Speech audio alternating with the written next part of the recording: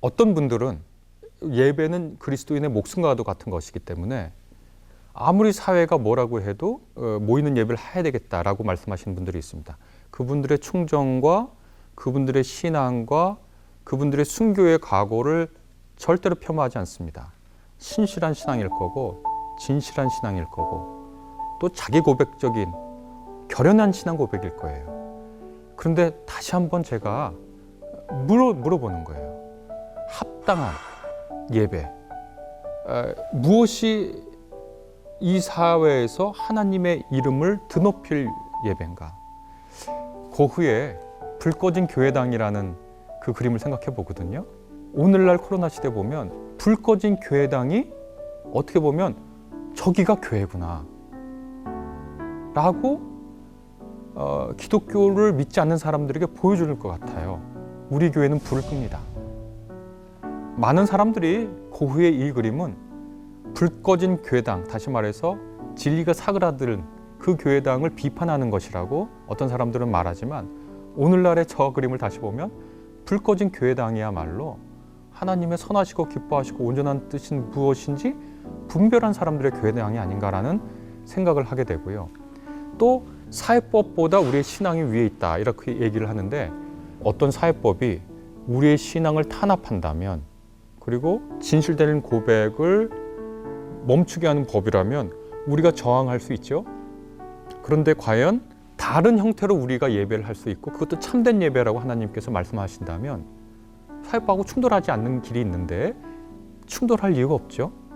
그리고 우리가 이 자유민주주의 사회에서 살고 다른 사람에게 피해를 주지 않는 그런 공공의 규범 속에서 산다고 우리가 스스로 생각하고 우리가 그것 때문에 얼마나 많은 이익을 얻었습니까, 교회가.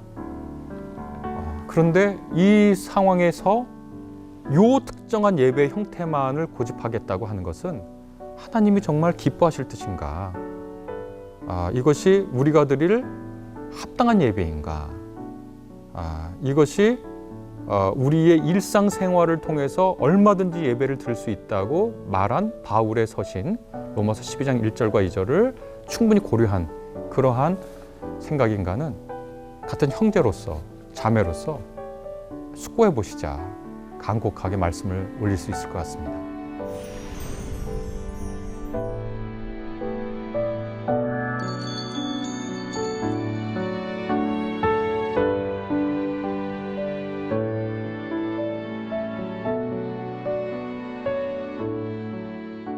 제가 예배에 관해서만 오늘 얘기하도록 하겠는데요. 코로나 시대 모일 수 없고 모이는 것이 다른 사람에게 어떤 위험이 되고 모이면 사회에 어떤 해악을 끼치는 이런 시대에 모이기를 힘썼던 우리 기독교인들이 어떻게 살아가야 되는가, 우리의 신앙생활을 어떻게 해야 되는가, 이런 질문이 정말 필연적으로 겹치죠. 바울은 이제 여러 곳에 전도 여행을, 선교 여행을 다니면서 교회를 세웠습니다. 에클레시아라고 하는 교회를 세웠는데요. 이 에클레시아를 보면 당시의 종교 상황에서 비교해 보면 매우 독특하고 매우 이상해요. 일단 무엇보다도 먼저 신전이 없어요.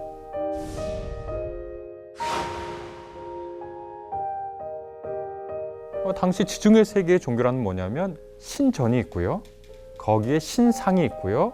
그 신상 앞에 제사를 드리고요. 제사에서 나온 말을 가지고 사람들에게 전해서 그것대로 살게 하는 게 당시 지중해 세계의 종교거든요. 그런데 이 바울의 에클레시아는 신전도 없어요. 신상도 없어요. 제사도 없어요. 그러니까 완전히 이상한 종교죠. 그들이 어디서 모였냐? 그냥 일반 가정집에서 모였거든요. 매우 충격적인 얘기거든요. 완전히 다른, 그때 당시에 종교와 다른 거예요. 근데 바울이 그럼 이런 모든 사람들은 이게 종교야, 이렇게 해야 신을 예배하는 거지 하는 이 시대에 완전히 다른 조건에 놓인 이 교회를 향해서 어떻게 얘기했냐? 형제자매 여러분, 그러므로 나는 하나님의 자비하심을 힘입어 여러분에게 권합니다. 이렇게 시작하는데요. 여러분의 몸을 하나님께서 기뻐하실 거룩한 산 제물로 드리십시오. 이것이 여러분이 드릴 합당한 예배입니다. 이렇게 했습니다.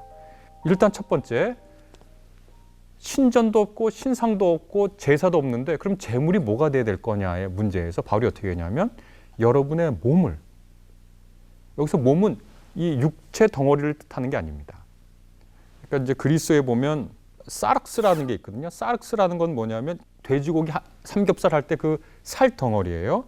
근데 여러분의 몸을 드려라 할 때는 소마라는 단어를 사용합니다. 그것은 우리 어떻게 보면 몸 전체, 우리 몸을 가지고 하는 일상생활, 이걸 뜻하거든요. 그러니까 여러분의 몸을 하나님께 드려라 할 때 이 드려라가 바로 제사 드릴 때 바로 그 동사입니다.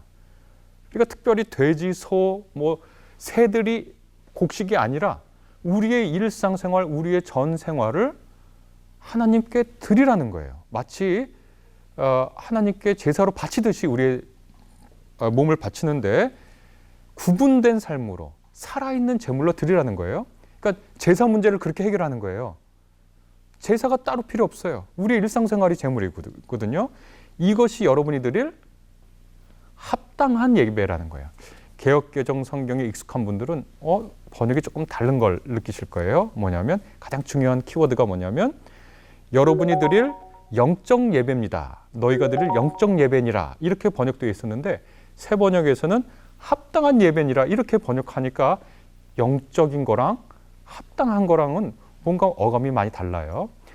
예전에는 영적이라고 번역했는데 이제는 합당한이라고 번역한 헬라어 단어가 뭐냐면 로기켄이라는 건데 그 로고스에서 온 겁니다. 헬라 사람들에게 이렇게 손을 들고요. 자, 로기켄하고 어울리는 신체 부위를 말씀하세요. 그러면 손을 이렇게 들고 바로 여기를 가리킵니다. 이것이 여러분이 드릴 합리적인 예배입니다. 라는 뜻이에요. 그러니까 새 번역이 이 부분에 관해서는 번역을 더 잘했습니다. 여러분의 일상생활을 제물로 드리는 것이 합리적이고 적절하고 적당하고 이치에 맞는 예배입니다. 그렇게 얘기하고서는 그 다음에 어떻게 12장 2절에서는 여러분 이 시대의 풍조를 본받지 말고 풍조를 본받지 말라. 이 말은 그 이 세상이 어떻게 생각하는지 어떤 관습에 따라가는지 그것에 순응할 필요가 없다는 거예요. 그러면서 덧붙이는 말씀이 마음을 새롭게 함으로 변화를 받아서 이렇게 하는데 다시 손을 들고요. 이 마음이라고 번역한 헬라어 단어가 누스라는 거거든요. 누스. 자, 이렇게 헬라인들에게 손을 들고 1세기. 자, 누스에 또 해당하는 기관을 신체 부분을 손대세요. 그러면은 여기가 아니에요. 마음을 새롭게 하면 우리는 마음은 여기라고 생각하잖아요. 마음 하면 여기를 합니다. 누스는요. 지성적이라는 거라는 거예요. 지성적. 누스, 정신이라는 뜻이에요. 여러분은 이 시대의 풍조를 본받지 말고 마음을 새롭게 함으로써가 아니라 정신을 새롭게 함으로써 라는 겁니다. 똑바로 정신 차리고 살라는 거예요. 제정신을 차려서 변화를 받으라는 거예요. 그러니까 변화를 받아서라는 말이 형태를 바꾸라는 얘기거든요. 형태를 바꿔서 하나님의, 여기서부터 중요한 단어가 나옵니다.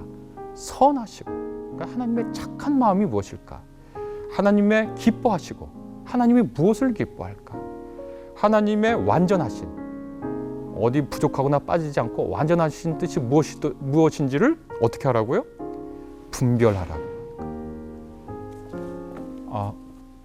우리 모두에게 스스로 질문하면 됩니다. 과연 이때 한 사람이라도 죽어가는 사람에게 안타까움을 갖고 있는 하나님의 선하신 뜻이 무엇인지, 안식일에 구덩이에 빠져 있는 양 안타까워서 구해주는 그 심정을 가진 목자의 마음을 가진 하나님께서 무엇을 기뻐하실지, 하나님의 온전하신 뜻, 완전하신 뜻이 무엇일지를 분별해내는 마음, 그 정신을 새롭게 하라는 거죠. 이것이 코로나 시대에 신전도 없고 신상도 없고 제사도 드리지 않는 바울이 교회에 알린 얘기입니다. 두 번째 얘기를 이제 돌아보면요. 요한복음서 4장에 있는 얘기거든요. 사마리아 여인과 또 예수님이 만나서 한 그 대화, 우리가 잘 알고 있습니다. 참 정말 아름다운 이야기죠.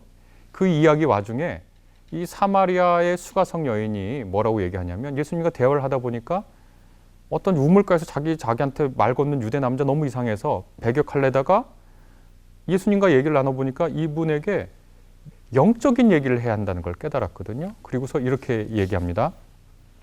우리 사마리아 사람들은 그리심산에서 예배를 드려야 한다고 생각하고 너희 유대인들은 예루살렘에서 예배를 드려야 한다고 생각하는데 자, 너의 의견은 뭐냐?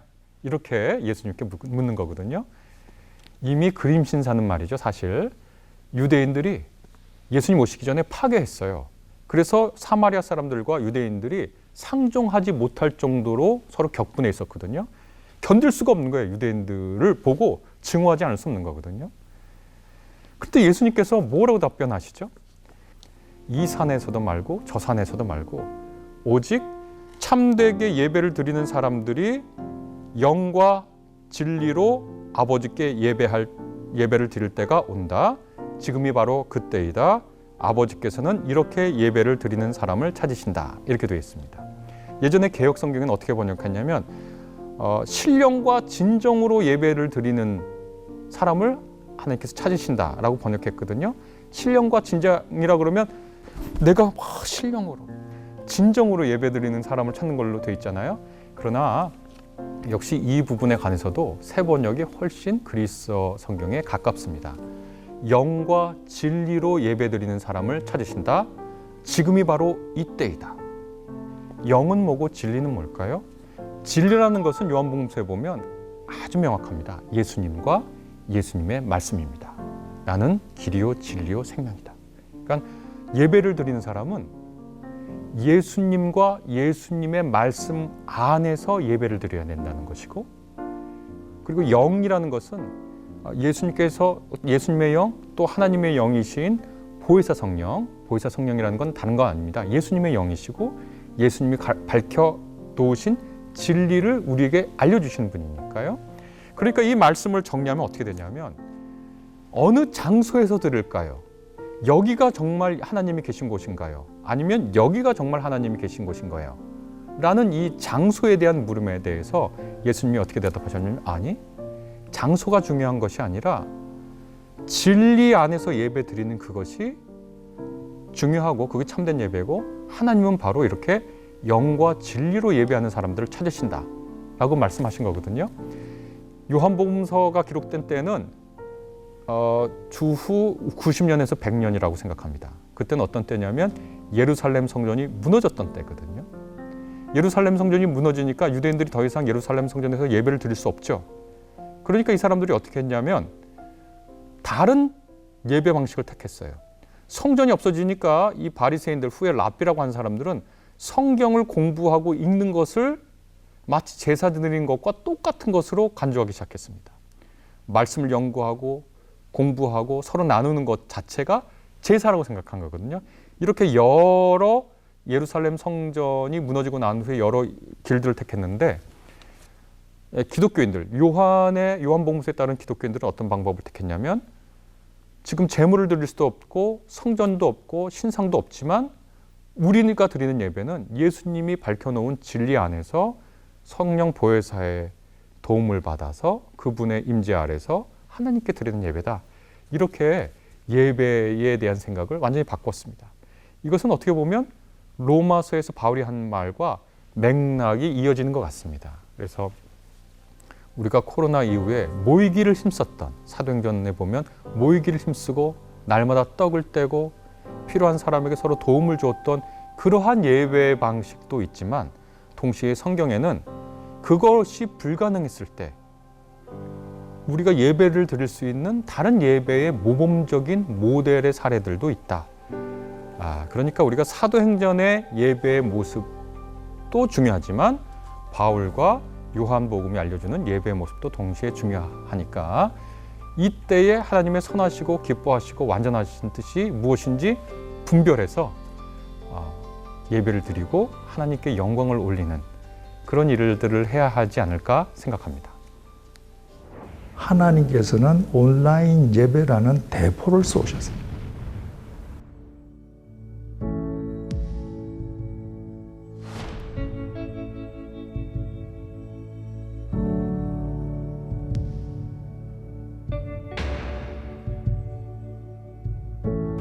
내가 지금 만약에 나이가 젊어서 목회를 한다면 어떤 목회를 하겠는가? 그러면 저는